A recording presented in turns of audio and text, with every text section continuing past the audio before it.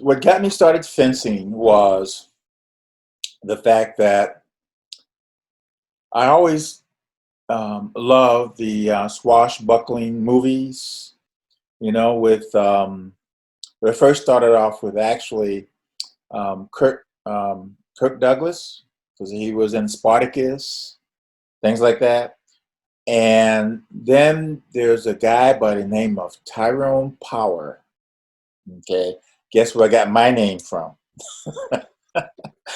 When I was a kid, I used to go to the hardware store, a group of us, and get sticks and things like that, and start making our own, like go-karts and swords, and playing in the neighborhood, fighting with sticks. And one of my friends told me that they have a fencing team here at Ben Franklin High School. And I said, really? He said, "Yo, come after school, and the team is going to meet." I started going to practice there, and this was back in 1964. I decided to stay after school so that the coach, Jim Moss at the time, would actually see me individually. And he said, okay, well, since you're here after school, let me give you a jacket, a mask, a glove, and we'll use you as a pin cushion for the other students so they can, lunge and do a thrust and hit you in the chest. And I said, okay. I wanted to impress this guy so much. So I stayed there, for hours at a time. And the guys, poked me, and he said, well, I'm going to show you how to parry 4 and a parry 6. And it says you can parry every now and then if the guys, are hitting you too hard. So every now and then I would do that. And the next thing I know, there was about 125 guys trying out for 9 spots, okay, for the varsity team. Anyone going to get on that spot or one of those 9 spots, they were going to have to get past me, okay? Fencing, for me, as crazy as it sounds, was just a natural thing for me to do. It was like almost drinking water. As soon as I picked up the blade, I just knew what to do with it. You know what I mean? I knew how to protect myself with it, even though I didn't know the correct positions for the parry 4, for the parry 6, or the 7, or the 8, or the pre. But it was just a natural thing to, if somebody's coming after me to hit me, I'm going to block some kind of way. You know what I mean? And so during the course of the year, we had to at least win 50% of our matches in the school league to become part of the league. So we were a club at first, right? So we came in and we actually won 6% of our matches. So the very next year, we were considered, part of the high school, Philadelphia High School Fencing League. And during that year, we had the city and state championship, okay, which we also participated. And I took a 4th place in the foil. And I was ticked off because I thought I should have earned the 3rd place, because we were kind of a raggedy team a little bit. You know what I mean? We had uniforms and masks and gloves that were like hand-me-down from the University of Pennsylvania, And so I said, this is ridiculous, And the other schools, they had these nice, crisp, white uniforms, and it was giving these guys the benefit of the doubt, And I said, oh, no, that's not going to happen again.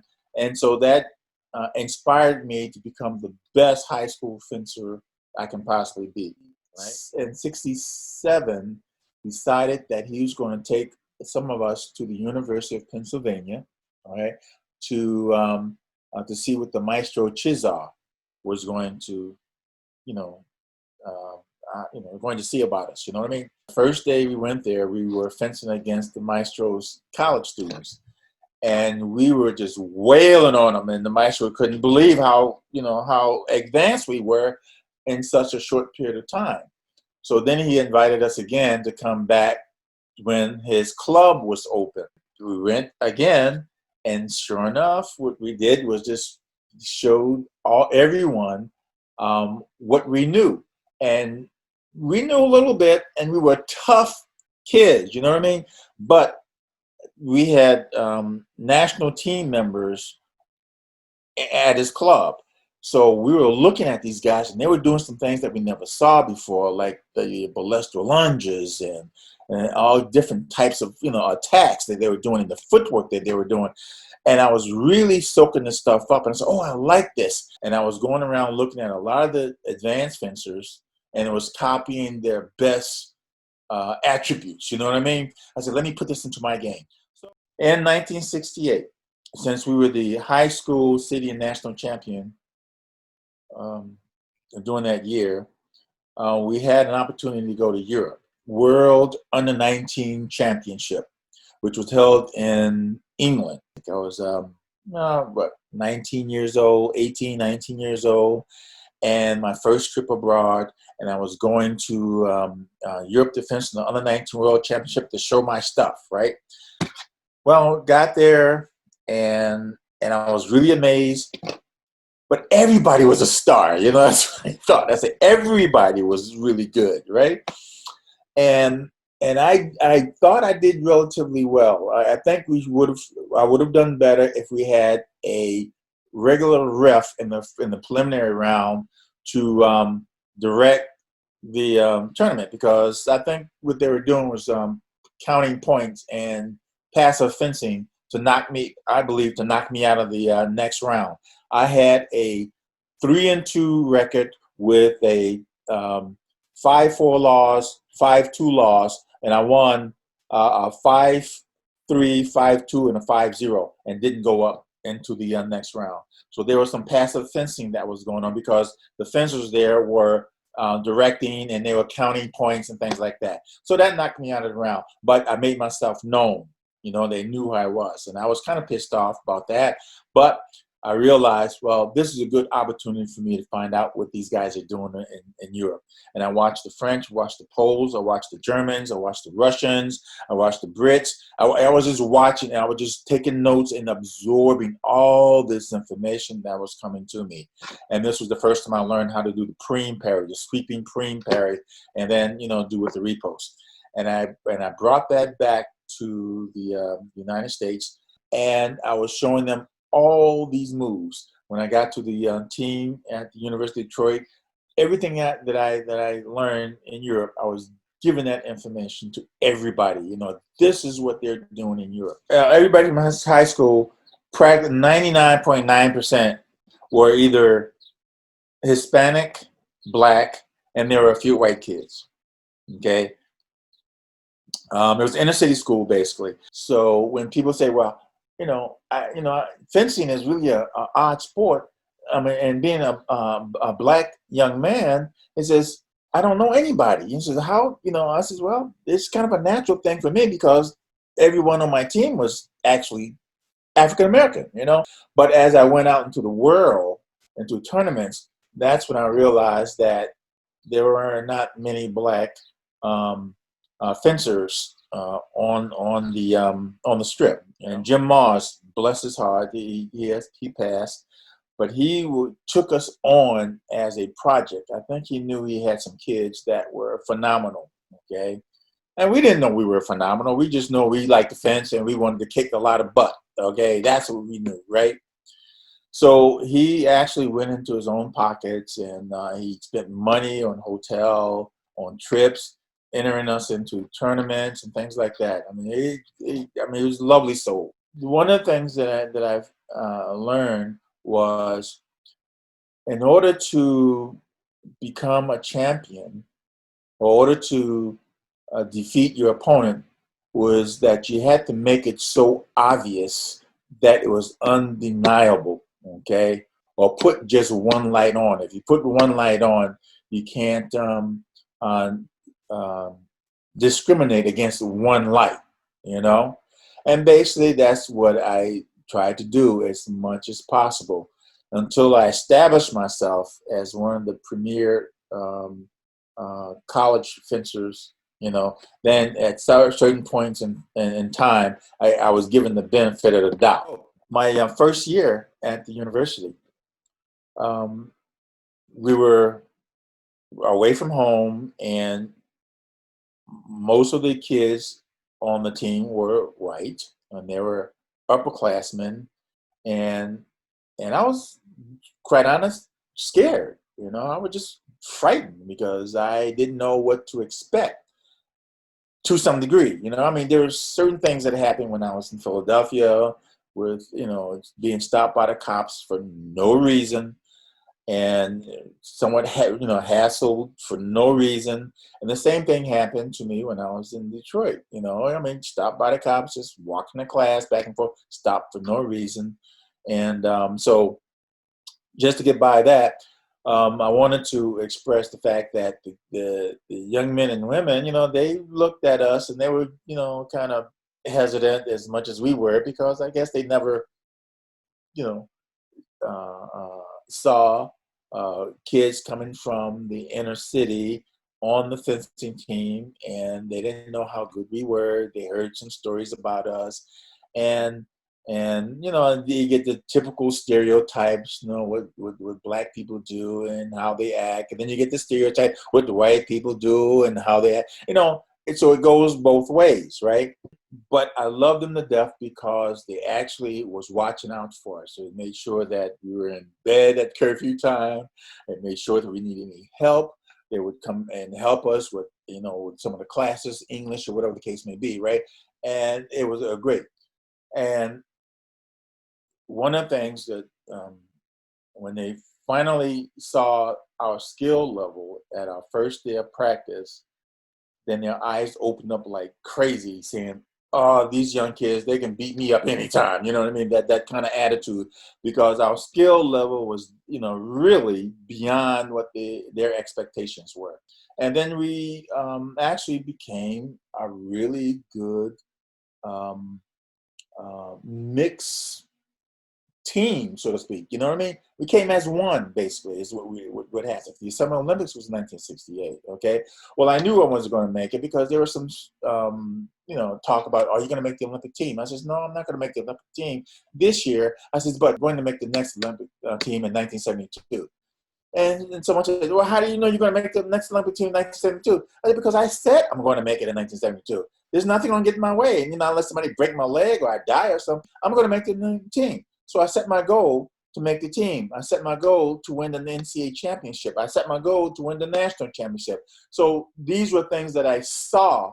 And I always told my team members, I says, you cannot win and you cannot accomplish your goal if you don't see it, So in order to first you got to see it, and then you have to practice and do all the things necessary to get to that point. Always thinking that I'm going to get there. Never a negative, improper thought that came into my mind that I was not going to make the Olympic team. That was my goal. There was three things that I had during that year. Okay, in 1972, the year of the Olympics, and in the NCAA championship game, I was basically almost at my best. Almost at my best. Okay, and meaning that my physical being, my psychological being, and my spiritual being were all synchronized at one time. And let me tell you, I've been chasing that for a long time, and I can't get it back. The thing is, when those three elements in one individual are all synchronized in one day and one tournament, you will see everything. You will see your opponent make a move before they make the move. You will actually start an action, all right? And while you're in motion, change the direction in which you are going, so you can see everything in front of you all at once. The process in making the Olympic team, I thought, was to gain the most points. The points will indicate who's going to be the number one fencer, the number two fencer, number three fencer, and so forth. That was the rules. Apparently, that didn't happen. I was the NCAA champion for 2 consecutive years. I took a second place 3 years in a row in the men's foil championship.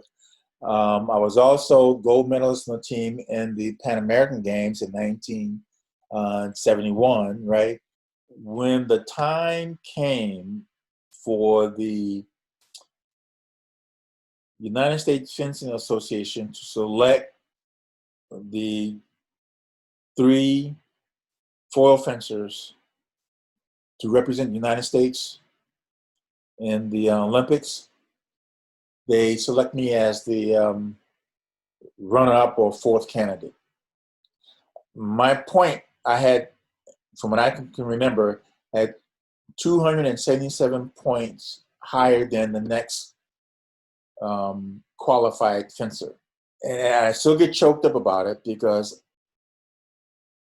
I was disenfranchised because of the fact that one of the fencers, in my opinion, who've never won the national championship, who never won the NCAA championship, I guess the coaches and the president of the association at the time voted him in as the number 1 fencer, and then pushed me back in the number 4th fencer. Although Freeman, who had actually won the national championship that year, who was the military guy, and I think Carl Borak was the second fencer. In my opinion, I think at that particular point in time, the United States Fencing Association, at that time, I think,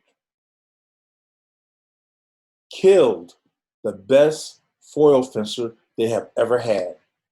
Literally, this is what I believe. That move itself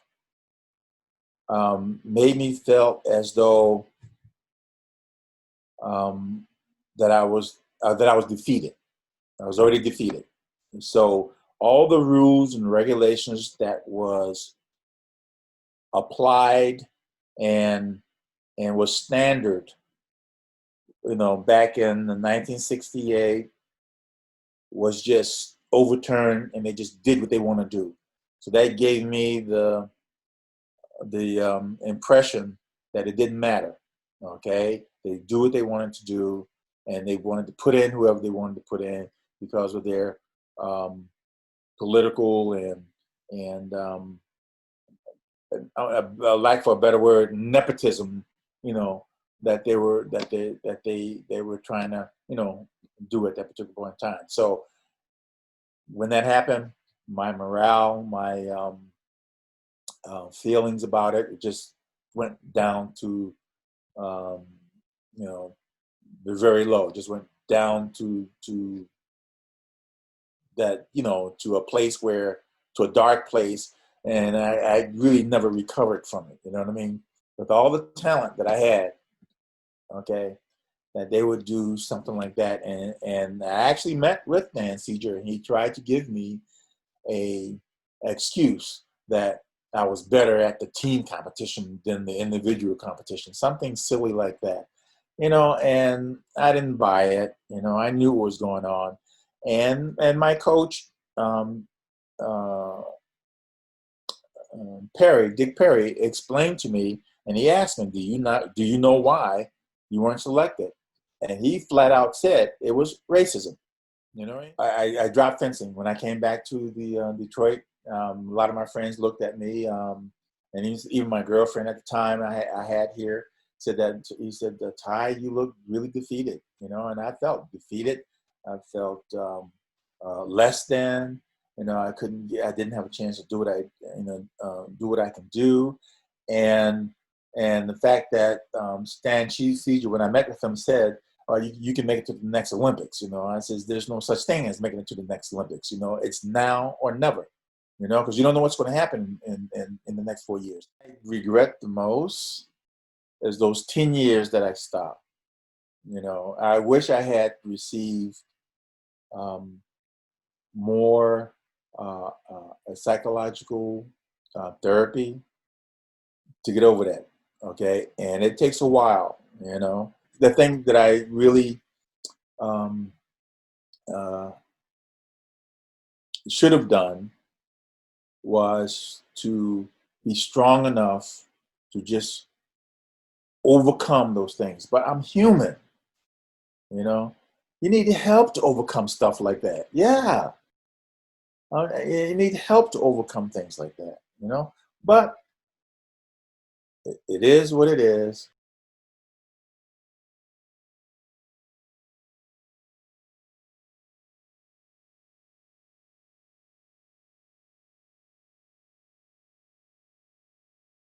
And my favorite movie, by the way, is The Mark of Zorro by with Tyrone Power and Basil Rathbone.